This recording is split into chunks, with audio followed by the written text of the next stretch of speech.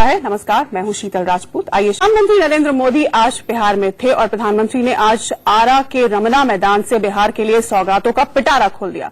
PM ने बिहार को 1,25,000 करोड़ का राहत पैकेज और शुरू हो चुकी परियोजनाओं के लिए 40,000 करोड़ का अलग से पैकेज देने का ऐलान किया।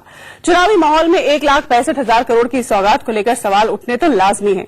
सवाल उठ भी रहे हैं कि वोटर्स को रिझाने के लिए पीएम ने इस भारी भरकम पैकेज का लालच दे दिया है, लेकिन बिहार की सत्ताधारी पार्टी जेडीयू और आरजेडी जो उसकी सहयोगी है अब, उसने इससे भी कहीं ज्यादा संगीन इल्जाम प्रधानमंत्री पर मढ़े हैं।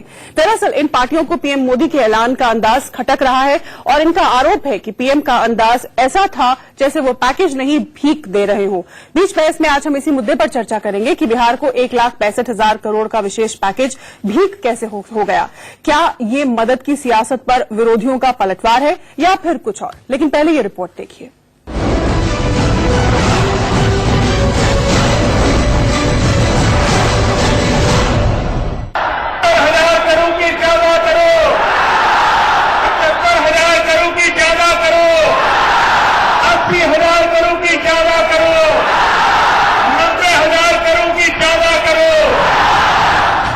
यूएई से लौटते ही बिहार के आरा पहुंचे पीएम मोदी ने बिहार के लोगों पर सौगातें लौटा दी। दिल्ली सरकार 1.25 लाख करोड़ रुपए लेकिन जिस अंदाज में उन्होंने इस विशेष पैकेज का ऐलान किया, उससे विरोधी दल तिलमिला गए।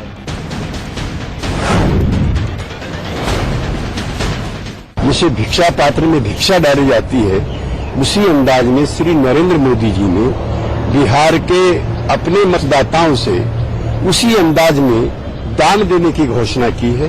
ये कोई न भीख है, न एहसान है, न दया है, न कृपा है, ये बिहार का हक है। हमें लग रहा है कि हमने शायद पिछले दफा 2014 में एक प्रधानमंत्री नहीं चुना डेमोक्रेटिकली, बल्कि एक बादशाह चुन लिया। वो जिस प्रकार से ये बोल रहे थे कि मैं दे रहा हूं, 40 चाहिए, 50 चाहिए, 70 चाहिए, 80 चाहिए, ये जुबान एक लोकतांत्रिक जुबान नहीं है। वो हमें कष्ट हुआ है, बिहार की आम आवाम को कष्ट हुआ है। पीएम मोदी ने आरा से रमना मैदान से बिहार के लिए 1,25,000 करोड़ के विशेष पैकेज का ऐलान तो किया ही, शुरू हो चुकी परियोजनाओं के लिए 40,000 करोड़ की अलग से भी घोषणा की। दिल्ली सरकार 1.25 लाख करोड़ रुपए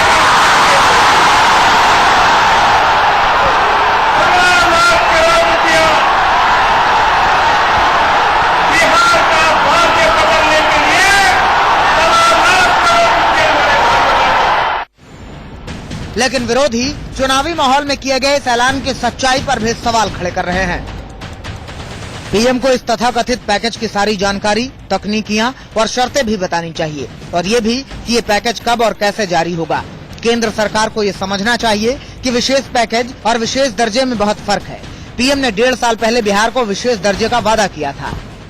मैं नहीं समझता हूं कि बिहार के लोग इतने अपरिपक्व हैं कि चुनाव के समय के इस वादे को वो वादा मान लेंगे और वो सचमुच का मान लेंगे, क्योंकि प्रधानमंत्री का जो ट्रैक रिकॉर्ड है पहले का, जो लोकसभा के चुनाव में उन्होंने देश की जनता से वादा किया, वो कोई पूरा नहीं हुआ। इससे पहले गया की रैली में पीएम मोदी ने बिहार को बीमारू राज्य कहा था। इस पर मुख्यमंत्री नीतीश कुमार ने ऐतराज जताया था, तो आज आरा में पीएम ने इसका जवाब भी दिया। भाइयों बहनों, मैं हैरान हूं। एक तरफ तो कहते हैं हम बीमारू नहीं हैं, दूसरी तरफ कहते हैं हमें ये दो, हमें वो दो, हमें ये चाहिए। आरा के बाद पीएम मोदी ने बिहार के सहरसा में भी रैली की।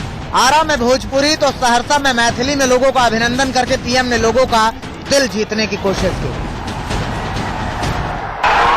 सब लोग के हमार प्रणाम। एहन पुण्य भूमि मिथिला में अभी हम गदगद छी।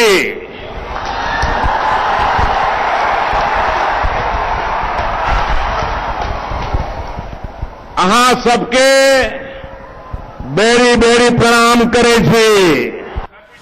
बहरहाल सवाल ये उठता है कि विशेष पैकेज के ऐलान को लेकर बिहार की सियासत इतनी गर्म क्यों हो गई है।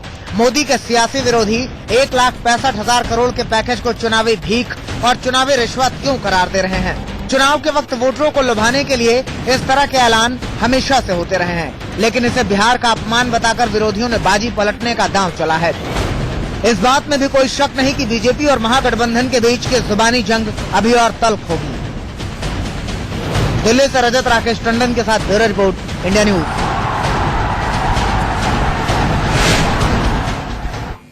और यही हमारा आज बीच बहस का मुद्दा कि आखिर इसे भिक्षा क्यों मान रही है बिहार की सरकार और जेडीयू आरजेडी गठबंधन।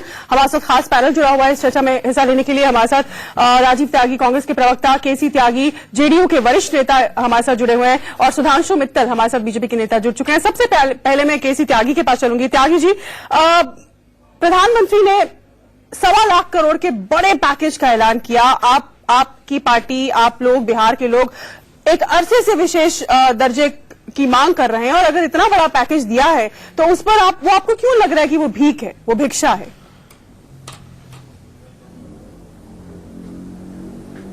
एक तो विशेष राज्य का दर्जा और स्पेशल पैकेज, दोनों में फर्क समझना चाहिए। स्पेशल राज्य का दर्जा मिलने के बाद हमें किसी तरह की आवश्यकता नहीं पड़ेगी, क्योंकि जो सेंट्रल की जो स्कीम्स हैं उसमें 10% ही हमें खर्च करना पड़ेगा। जब स्पेशल पैकेज होगा उसमें हमें 25% राज्यों को खर्च करना पड़ेगा। दूसरा, जब ये बना था झारखंड और बिहार, उस समय श्री अटल बिहारी वाजपेयी जी ने एक पैकेज अलग से हम लोगों के लिए किया था, जिसमें 50,000 करोड़ रुपए 5 साल में बिहार को बैकवर्ड रीजनल ग्रांट फंड के रूप में मिलेंगे। जब से नीति आयोग आया है तो 50,000 करोड़ रुपए जो अटल जी के समय जो अवार्ड दिया गया था वो समाप्त हो गया। और दूसरा, भाई माफ कीजिएगा, ये प्रधानमंत्री की जो भाषा है वो भी दिल को चुभने वाली है।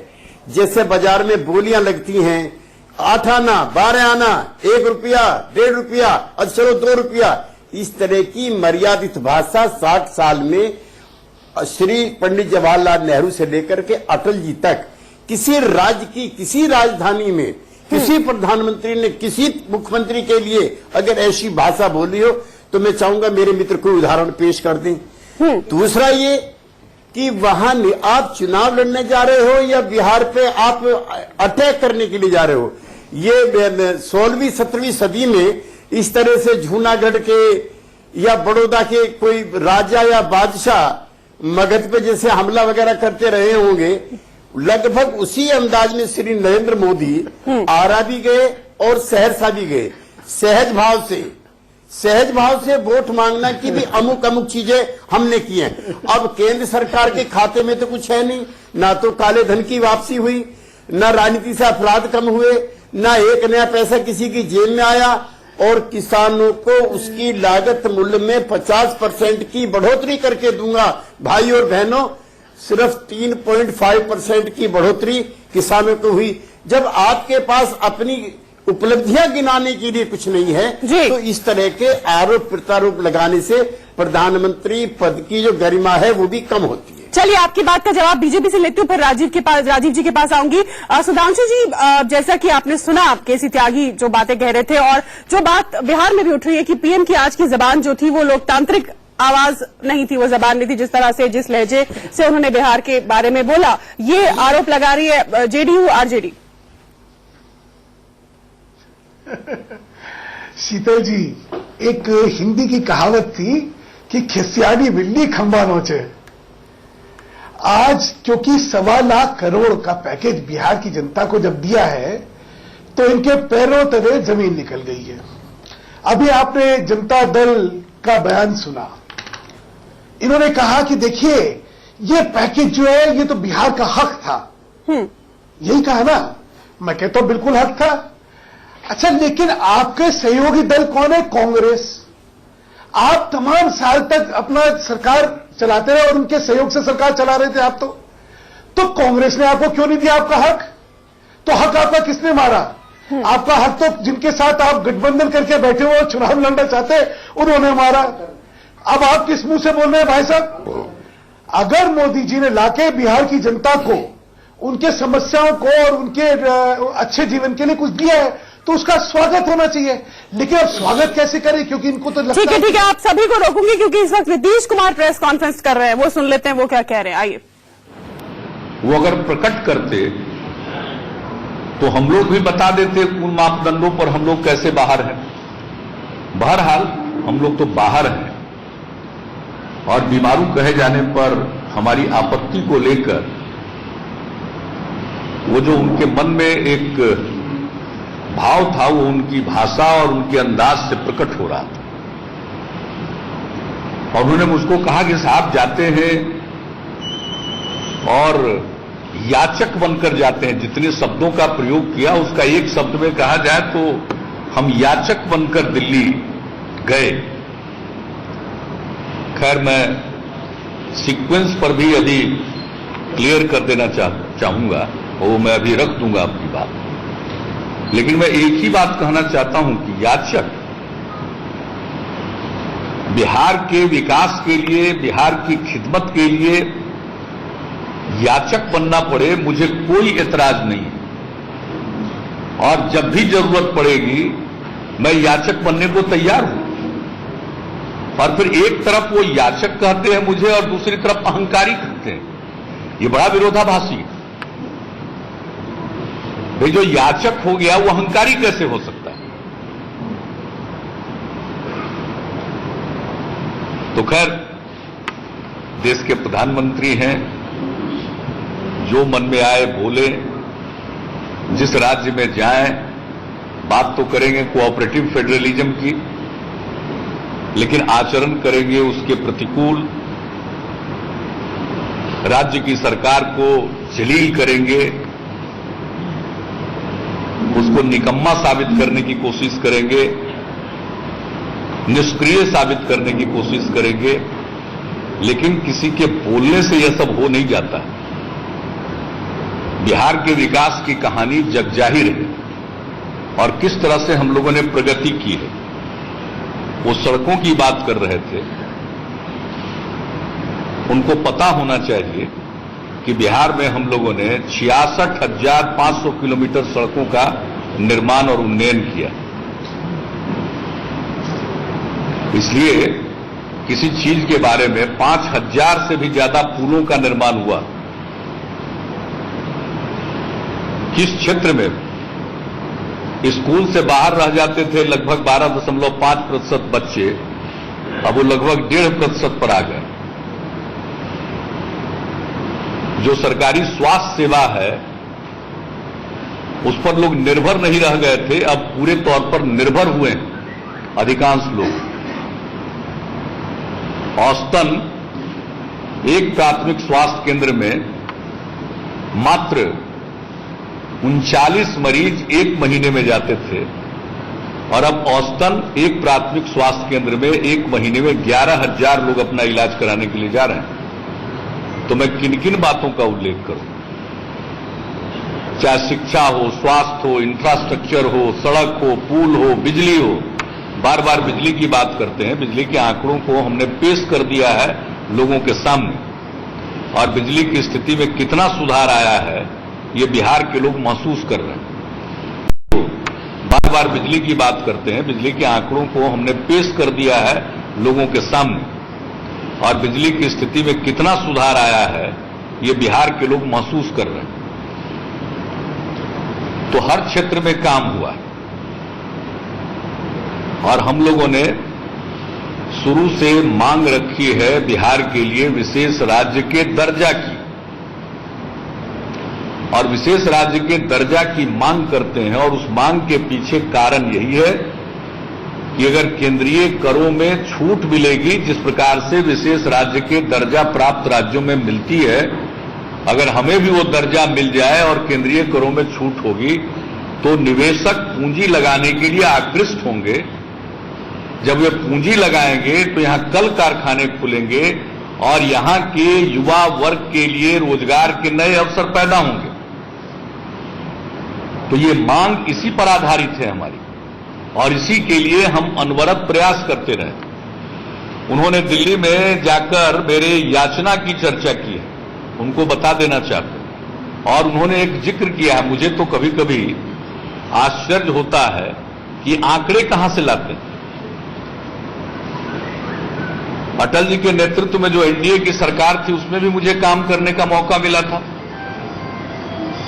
और मैं लोगों के सामने स्थिति स्पष्ट कर देना चाहता हूं। जब बिहार का विभाजन हुआ, झारखंड का उदय हुआ, तो उस समय की बिहार सरकार ने 1,69,000 करोड़ रुपए के सहायता की मांग की थी, पैकेज की मांग की थी। और केंद्र में मंत्री रहते हुए भी मैंने पहल की थी और सभी दलों के बिहार के सांसदों की बैठक बुलाई थी, लोकसभा और राज्यसभा के तमाम सदस्यों की, और हम लोगों ने भी एक ज्ञापन तैयार किया था और वो आदरणीय प्रधानमंत्री जी को सभी सांसदों ने मिलकर वो सुपुर्द किया था।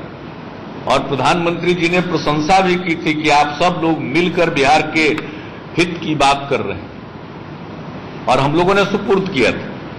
उस पर केंद्र सरकार ने जो भी विचार मंथन किया, बिहार के लिए एक विशेष सहायता का निर्णय लिया 10वीं पंचवर्षीय योजना में 2002 में, और वह था 1,000 करोड़ रुपया प्रतिवर्ष के दर से। और उसके लिए जितनी परियोजनाएं हैं वो चिन्हित की गई थी केंद्र के द्वारा। स्मरण के आधार पर मैं कहता हूं, उसमें ईस्ट गंडक कैनाल के जीर्णोद्धार की योजना थी, उसमें स्टेट हाईवे के निर्माण की योजना थी, उसमें बिजली के क्षेत्र में सब ट्रांसमिशन में सुधार के 2 फेज की योजनाएं थी। इस प्रकार से कई योजनाएं, उसमें लघु सिंचाई के क्षेत्र में योजनाएं थी, और उन परियोजनाओं को चिन्हित किया गया था। और 10वीं पंचवर्षीय योजना में यह तय हुआ था कि 1,000 करोड़ रुपया प्रति वर्ष दिया जाएगा, और रुपया राशि देने का विंडो निर्धारित हुआ था राष्ट्रीय सम विकास योजना। और एक और निर्णय किया था जिसका मैंने विरोध किया था, वहां विरोध दर्ज किया था तत्कालीन उपाध्यक्ष योजना आयोग के समक्ष। उन्होंने यह तय किया था कि ये योजनाएं, एक अपवाद को छोड़कर ये सारी योजनाएं थी केंद्रीय एजेंसियों के माध्यम से क्रियान्वित होने वाली थी। केंद्रीय एजेंसी का चयन केंद्र सरकार के द्वारा किया गया था, उन्हें लागू करना था।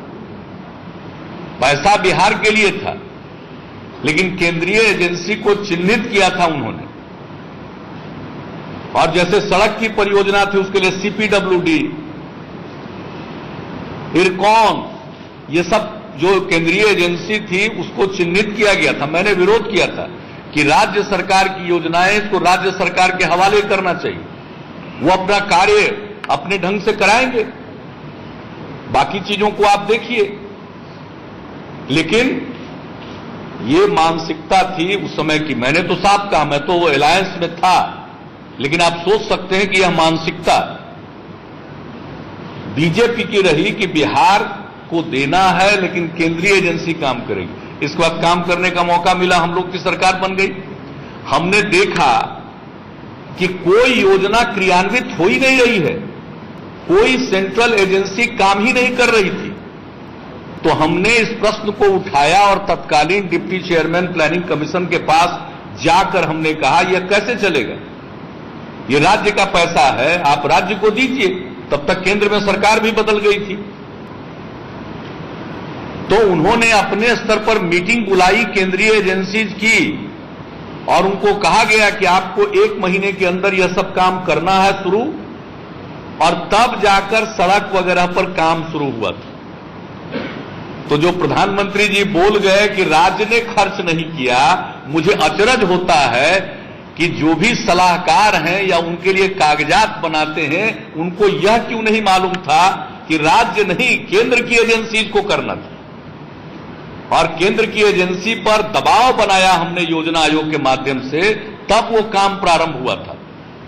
और तब तक जब 10वीं पंचवर्षीय योजना खत्म हो गई, ज्यादा पैसा खर्च नहीं हुआ, तो उस समय की केंद्र सरकार से हमने आग्रह किया कि इन योजनाओं को जारी रखना चाहिए, और यही नहीं उसके अलावे भी योजना शामिल की गई। जो एनडीए के समय की योजना थी उसमें और कुछ योजना शामिल हुई। और एक उदाहरण के तौर पर कह रहे हैं कि ये जो पटना के पास दीघा से लेकर के उस तरफ सोनपुर के बीच में जो रेल पुल की परियोजना मेरे रेल मंत्रित्व कार्य में स्वीकृत हुई थी, जिसका कार्यारंभ हमने आदरणीय अटल बिहारी जी से करवाया था पटना के गांधी मैदान से, उसके बाद जब यूपीए की सरकार आई तो इन लोगों ने उसमें सड़क पुल का भी जोड़ दिया, रेल सा सड़क पुल बनाया और वो सड़क का कंपोनेंट जोड़ा, वो पैसा भी इसी स्पेशल असिस्टेंस में जोड़ा गया,